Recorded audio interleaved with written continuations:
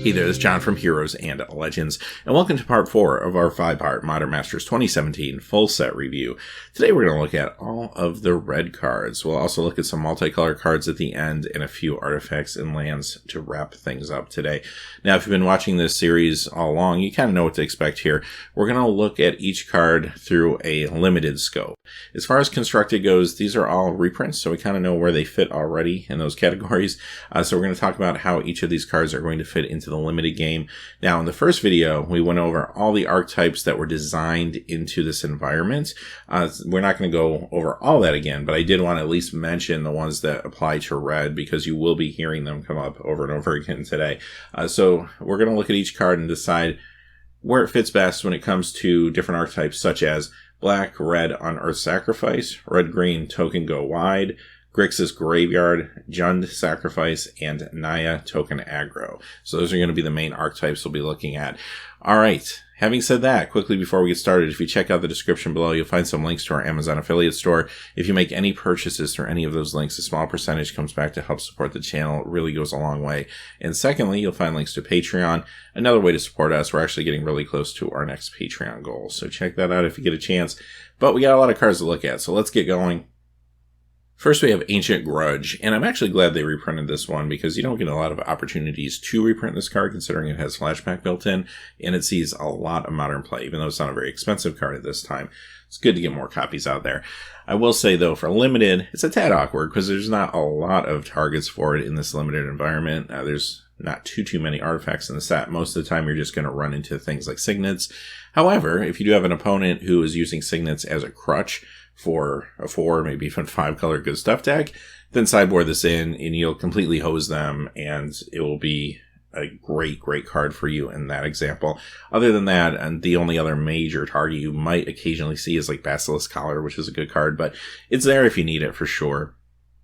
Next is Battle Rattle Shaman. This is okay. I mean, I'm not super excited about this card in a lot of builds. It's a 2/2 for 4. The ability is pretty nice. I mean, it gives something at the beginning of combat, +2/+0. And if you have a lot of trample creatures or maybe a lot of creatures with evasion, this becomes a lot better. But I'm not going to run it unless I feel like I have a fair amount of targets for it. If I do, a 1-of I think is just fine. Usually that's probably going to be your Gruul deck or your Naya Token Aggro deck, something like that. It's not always going to make your cut though. Blood Moon, here's another really good high value reprint that came out of this set. Great for modern play, obviously. How does it stack up in the limited game? Well, it's a little niche, honestly. I mean, this is a really strong multicolor environment. So the first criteria for using it is you have to kind of buck that trend a little bit and probably go 2 colors, use a lot of basic lands, that type of thing. And that may close you off to some more powerful options when it comes to deck building. But if you're okay to do that, or you find yourself in a pool where that is conducive, then yes, you could slide this in. You could main deck it because, again, we know we're in a very heavy multicolor environment. This could hose some decks pretty hard, but you can also sideboard it in. I don't think that would be wrong either, especially if you have a more aggressive deck and you don't necessarily want this to be a dead spot in your deck when you're trying to put out a lot of creatures and pump spells and stuff like that. So there is definitely a place for it. I mean, you have to make sure it's not going to hose you first and foremost. And secondly, you're going to want to hope for a matchup that's going to do some work, but it's not unplayable. It's just going to be probably sort of difficult to find a situation where it's going to be perfect for you. Bonfire of the Damned. This is one of the mythics. Phenomenal card. I mean, this can just burn out an opponent. If you can miracle this, it's insane. I mean, not only does it do direct damage to the opponent, but it can also, at times, completely just wipe their side of the board and just set you up for a win that way. Awesome card. It's mythic. You're not going to see it a lot. If you see it, though, and you can swing red, and you should be able to in this set, even if you splash for this, play this card. It is amazing. And even if you don't miracle it, it's still very good. Also, there's some scry cards in the set, so there's a possibility that you might be able to use that to set up the miracle, and if that happens, you'll be very happy. Chandra's Outrage. This is a fantastic removal spell. It costs 4, but you're doing 4 damage. You can deal with most threats that are in the format, actually, and you also ping your opponent for 2, which doesn't hurt either. Again, I'm not going to shoehorn this into any one archetype. This is just a good removal spell at instant speed. Dragon Fodder. I actually really like this card. I think you get a lot of value here for 2 mana. I've used this in Limited in the past. I'm very happy with it. It fits in here in a couple places. The Rakdos Unearthed Sacrifice decks are kind of nice because you will get some sort of value out of sacrificing. This gives you more options to do so with the 2/1/1 Goblins. There's also the Jund variety of that deck, of course, too, that will work. Naya token aggro if you're trying to go wide with some tokens, whether it's Naya or even Gruul. This card will be good in those archetypes as well. Dynacharge. This is awesome whenever you have an opportunity to go wide, right? Like, on its own, +2/+0, instant, nice little combat trick. But if you hit that overload at the right time, and the overload's real cheap, I mean, a red and 2 to just give everything +2/+0, I mean, that could be game ending. So I'm looking at this card in the Gruul decks, the Gruul Go Wide decks, the Naya token decks especially, as being really amazing. I would even say, if you can splash a little red in your Selesnya deck for the populate strategy and use this, it's still going to be good there too, even if this is your only red card and you're basically playing Selesnya. But yeah, this is going to be phenomenal as long as you can go wide. If you're not in the go wide strategy, if you're doing something else like Jund Sacrifice, for example, this probably isn't a good inclusion for you, but in those decks, in the right decks, this is phenomenal. Goblin Assault. I'm usually not a big fan of enchantments that don't do anything when they come into play, and this is the perfect example of that. This comes into play and does nothing until your next upkeep, then it gives you a token. But it only costs 3, so I'm willing to forgive this a little bit. And I do think this is good in the sacrifice decks, because it gives you pretty much a steady stream of things you can sacrifice, at least one goblin a turn if you need to. As far as the second part of it, goblins attack each turn of Fable, that is kind of a drawback, and it might not be something you really want in maybe a token aggro deck, just because you're going to have to wait to the right time to attack, or else you're just basically running your guys into the wall, right? Like, so that doesn't make a whole lot of sense there. But I think for the Jund Sacrifice or the Black-Red Unearthed Sacrifice variants of the deck, I think that is a good inclusion for those two in particular. Goblin Guide. This is another awesome card. I mean, Goblin Guide's phenomenal. Super aggressive card, and it's very cheap. You can put it out quick. It gets you just a head start of just beating down. It's going to be good in the Gruul decks. It's going to be good in the Naya decks. I will say this, though. The fact that your opponent could be able to get some extra lands off the top of their deck from this could be an issue in this format, considering some folks are going to get greedy with the multiple colors, and this card could help them along a little bit. But having said that, I would not keep you from playing it just because of that reason. I feel like this card is just so good, and it's just so fast and can do so much early damage, especially if you have ways to just do some late damage and get even a few creatures across in the mid game with some combat tricks or something like that. This is a fantastic card. Handwear Lancer. It's a Soulbond card. Typically in this set, when you think Soulbond, you're kind of thinking the Azorius colors, because they do the blank, which is good for letting you adjust what's Soulbonded and when it's Soulbonded. This case, it's in red. I mean, you can always splash a little red and throw it in a deck like that, but for the most part, the reason this is here is because of the first strike. It really helps, again, with those Gruul token go wide decks or the Naya variants of that deck, and in that case, yeah, I think it's a good card for those particular archetypes. Hellrider, another card that's great when you can go wide. It's a double red, so this is maybe a little more difficult to splash, although not impossible in this mana base, honestly. But Hellrider is great when you just got a lot of cards to attack in with, a lot of tokens. Again, I'm thinking the Naya token strategy or just the red-green variant of it. This card will do serious work for you. This could even be game-ending if you can get enough tokens on the battlefield. Phenomenal card at rare. You won't see it all the time, but if you can pick this up early and then go into one of those token strategies in your draft, you could have a real good deck on your hands. Madcap Skills. This one, I'll tell you, I don't want to like this card because it's an aura that doesn't replace itself. It doesn't protect itself or the creature. I usually don't like that because I don't want to be 2-for-1. But I'll tell you, this card, it's hard for me not to run it in an aggressive deck. So again, I'm thinking of the Gruul decks or the Naya decks. I mean, you can drop a 1-drop and then turn 2 attack in for 1 menace. And that's very powerful. And if your opponent doesn't have a really quick removal spell, then they're taking some serious damage. Now, if they do, you just got 2-for-1 and it puts you behind a little bit. I mean, that's how you lose games, by having things like that happen over and over again. So you don't like that, but at the same time, it's high risk, high reward. But the reward is just so high. I wouldn't mind running one of these. I don't want to get crazy with this card necessarily and start running 3s and 4s or something like that. But a 1 of, I think, is acceptable in a hyper-aggressive build. Magma Jet. Again, don't have to worry too much about the archetype you're in for this card. It's just a solid card all around. It scries, which is nice if you're trying to set up a miracle maybe. But just the fact that you can do 2 damage, it deals with a lot of formidable threats. And it can also hit a player in a pinch too. Mysium Mortars, another really good removal card that, again, doesn't necessarily pigeonhole itself in any particular archetype. For 2 mana, 4 damage to a creature. That's great. Oh, and by the way, 3 red and 3 to do 4 damage to all my opponent's creatures. That's even better. The flexibility of this card's phenomenal. Again, you won't see it a lot being a rare, but when it does show up, it's an awesome pick. Mog Flunkies, a nice aggressive card. I mean, the drawback that they have to have another creature with them to either attack or block can be a little annoying at times, but as long as you have cards like Dragon Fodder and stuff like that to put out that are cheap, that are going to give you a couple tokens, then these things become just more usable, basically, and I don't mind running these. There's a lot of value here at 3. Again, they make sense in the more aggressive decks like Gruul and Naya. Molten Rain. This is another one of those red cards that I'm going to say, I don't care what archetype I'm in, I'm going to run this. I could even run 2 of these and be happy. This card could actually win games on its own from time to time. And yeah, the 2 damage to a non-basic land, that's nice. Sure, that's fine. But just the fact that you're getting rid of a land potentially early on in the game, and even later in the game, it could be a color host for you. So it's definitely worth running.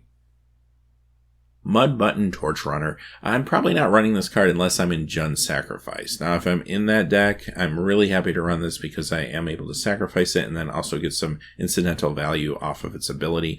If I'm not in that deck, I'm probably skipping this one. There's better things I could do for 3 mana if I don't have a trick behind it. Next, we have Past in Flames. This one's a mythic. Obviously, in Constructed, this can be a very powerful card in Storm strategies. As far as limited goes, it's a little more niche. I mean, most of the time, you're probably not going to run it because it won't have enough targets.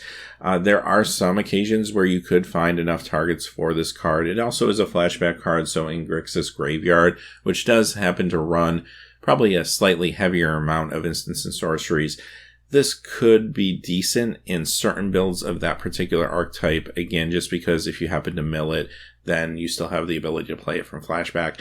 So it's definitely not unplayable in limited. There is probably certain decks that can make it work under the right circumstances, but a lot of the times you have to remember the majority of your limited decks are going to be pretty creature heavy, and this might not have enough targets. Pyrewild Shaman. This is a good example of a card that does what a couple of the different archetypes want to do. First off, this is really good for Jund's Sacrifice because there's a way to recur it back to your hand, and that can go a long way for playing the creature portion of this, sacrificing it, getting some value, being able to take it back. That's actually a pretty big deal. Secondly, this is actually very good in those Gruul token or Naya aggro token decks too, because the Blood Rush ability is actually really good, I think, in those decks. I think these Blood Rush abilities are going to be great in those situations because you do have some creatures that are either smaller creatures that you will want to get across with for some damage or maybe do one big like lethal strike at some point. Or secondly, you'll find some trample creatures, and giving a trample creature +3/+1 can be very good. So definitely good in actually any of the major red archetypes. Next we have Pyroclasm. This is an extremely powerful card, but you do have to think about when you play it because you could have a lot of small creatures in your deck that could be harmed by this. So if you're going wide tokens, maybe some Populate or something like that sprinkled in, you really don't want to mess with this card probably, right? But if your opponent's doing that and you're doing something different, like maybe you're in Jund's Sacrifice where you're sacrificing your creatures anyway and you have a lot of ways to recur your cards, then this becomes actually phenomenal, right? So I think that's really why this is here when it comes to the red archetypes. It does feel like it's more of a Jund's Sacrifice thing than anything for me. Or maybe Grixis Graveyard, because again, you're not playing a lot of smaller creatures typically in those archetypes. But other than that, you don't want to hose yourself with this card, so you do want to be careful. And sometimes it'll just be a good sideboard card too once you see what your opponent's doing. Pyromancer's Ascension, another card that's a little awkward and limited. Like, I won't say it can't work. I mean, you can draft a number of very good instants and sorceries that are at the common slot or something like that and just run one of these and get a little bit of value out of it. but it does have some high variance, I think, when it comes to the fact that, again, a lot of your deck will probably be creature heavy. Great constructed card, and not unplayable at all in Limited, but just, again, kind of know your deck. Next we have Rumble Belt Maka, and this is a really good card for your aggressive decks. Again, you're looking at Gruul and Naya for this. When this was first printed, I really liked it. I love that Blood Rush ability for just 1 mana, +3/+3 to an attacking creature. It's kind of like a giant growth on offense. Really, really awesome ability. And if you just need a creature, a 3/3 for 4 is very serviceable. This is a great card. Scorched Rusalka. I actually like this in a couple different archetypes. The obvious one being Jund's Sacrifice, of course, because it's a common, it's a cheap card you can pick up that allows you to get value out of your sacrifices. But secondly, like the Gruul decks that are going wide, you can get a lot of combat damage in and then just get those last few points of damage through with something like this. Could be decent there too. It's not much of a mana commitment either. Scourge Devil, another card that fits really well into what Red's trying to do in this limited environment. First off, it has Unearth, so that helps it make sense at least with the Rakdos or the Jund variety of the Unearth Sacrifice decks. Also, it's going to be good for you in the more aggressive Gruul or Naya decks because of the fact that it gives all creatures +1/+0 when it enters the battlefield. So if you're wide and you want to go in for that one big strike, this card can really put a lot of extra offense down on the table for just one turn. It's a 5 casting cost. I'm probably not running more than one of these, quite honestly. Like, you don't want 2 of these things in your opening hand, but it's going to be good in a number of different situations. Skurg's Dad Cultist. This is another card that does a lot of things Red's looking to do in this limited game. First off, very obviously good for Jund's Sacrifice, right? No doubt. And also, this is a card that I think you could run a one of in your Naya token or even your Gruul strategy and be pretty happy with. For the same reasons we mentioned earlier. You're able to hopefully get a lot of combat damage across, maybe get the last bit of damage through by sacrificing a creature or 2. Thunderous Wrath. This is a card that is actually very good removal. A little pricey at 6 if you're not miracling it. And I don't want to fill my deck with these because you don't want to end up drawing 2 of these or something like that. So I'm thinking a one of is good enough, but I could see running a one of in just any of the archetypes, honestly. Alright, I love Threaten Effects, and Threaten Effects in this set feel like they're going to be really good because of all the sacrifice effects. So now if I'm in Jund, obviously that kind of makes sense, but I don't have to be. Like, there's a lot of cards in red that allow me to sacrifice creatures. So I could be just about any of the archetypes. If I have some sack outlets that happen to be in the deck, and I use this, I'm getting a lot of great value out of it.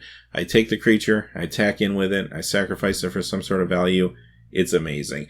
Now, granted, it feels like it fits into the Jund deck, but like I said, you could probably fit this into almost any archetype considering all of the sack outlets. Vithian Stinger. I like pingers. Pingers are great. This one happens to have Unearth, so it kind of makes sense again in the Rakdos or the Jund deck a little bit due to the Unearth ability. However, this is decent in a lot of places, especially if your opponent's playing some good 1-drops, 1-toughness creatures. Maybe you sideboard it in those cases, or it could really shine those if you're lucky enough to open like a Basilisk Collar. Then you can do 1 point of death touch damage whenever you can tap this thing. That could get pretty crazy. Next we have Zealous Conscripts. This is one of my favorite cards. This is just a lot of fun. 3/3 haster for 5, that's pretty good, and all the stuff I said earlier about threaten effects applies here and then some, because this can take any permanent from an opponent for the turn. So all the things I said about creatures, yep, they still apply. Take the creature, attack, sacrifice. However, in a pinch, you can take anything. Like, you can take a land if you needed to. It's not even an on-land permanent. You could take a planeswalker, and if they happen to be a planeswalker, you could use the minus ability or even an emblem if you're really lucky. Like, that could be insane. Granted, that won't happen very often, but when it does, wow, like, that is a huge, huge play for 5 mana, right? So this card can do some crazy broken things like that on occasion, and just because of that reason alone, I'm happy to run in any deck that I can swing it, right? I mean, it's a rare, you're not going to see multiples of this, but if you happen to get one, you'll be happy to use it. Alright, Burning Tree Emissary. Let's talk about some Gruul hybrid cards now. This one's awesome. You can put down a 2/2 for 2, and you get 2 extra mana. Now, sometimes you don't have anything to do with that mana, but other times you have another 2-drop, and you could put 4/4 power and toughness out on turn 2. You know what? That's an awesome start. Obviously, this is going to be a huge key common to pick up for those Naya token or Gruul token decks. Next we have Giant Baiting. This is an okay card. Conspire actually makes it kind of interesting if I'm going wide, which I'm probably doing if I'm in Gruul or Naya. The only thing that's a little awkward is it's just a one-turn play, and if your opponent can chump block a few of these or something like that, it doesn't really do a whole lot. So it depends on what your opponent's playing. If they're playing a lot of tokens, then this card's probably not very good for you, quite honestly. There's maybe better things you could be doing. But if they're not, if they're all in on maybe larger creatures, and they're in a Grixis deck or something like that, this becomes better. So I could see maybe boarding this one in. Tattermunch Witch. This is another good 2-drop, and you'll notice there's not a lot of amazing 2-drops in this limited environment. Each color has a couple good ones, so you're not going to necessarily be overwhelmed with amazing 2-drops. So a card like this becomes very playable, I think, in limited. And what I like about it is once it's on the board, it really makes your opponent think twice about combat, and they're probably going to take a lot of early damage that they might not have normally taken just because this card's sitting on the battlefield. And that's very, very good for some of these Naya and Gruul decks that are going to just ramp up as time goes on. Wort the Raidmother. This is an interesting legendary creature. It's a rare. You won't see it that much, but it does give all your red and green instants and sorceries Conspire, which is interesting. However, I don't know how relevant that will always be, considering the Gruul and Naya decks are going to be pretty creature heavy. So, I don't know. Sometimes it'll come into play, and that could be interesting for you. You might, even if you just get value out of one spell, that could be decent, considering it does do more than that. It's also a 3/3 on its own, and it gives you 2 1/1 red-green Goblin Warriors. So it's actually 5/5 power and toughness on the board for 6. That actually feels pretty good to me, considering you throw the Conspire thing on top of it. And because you're getting tokens, that also makes this very playable in things like the Jund Sacrifice deck as well. Domri Raid. Alright, another one of the mythics. Now, value-wise, this was one of the first cards that was spoiled, and a lot of folks were kind of wondering what's going on with this set. $7, $8 mythic. We saw a lot of great cards after that point, though. But I will tell you, in limited, this is awesome, especially if you're in a creature-heavy deck. And most of the time, honestly, right, you probably are in limited, especially if you're in Gruul colors. So this is a great play for Gruul or Naya, but let's face it, just in general, this card is just going to be good if you can swing the colors. 3 loyalty coming in for 3 mana, plus you get the +1 right away, and you get to start kind of digging for some creatures, and that's awesome. Also, the fight ability at -2 can be very, very relevant to help this card protect itself, and if you can get to the emblem of course is great too. So, phenomenal card. If you can swing it, you definitely want to play it.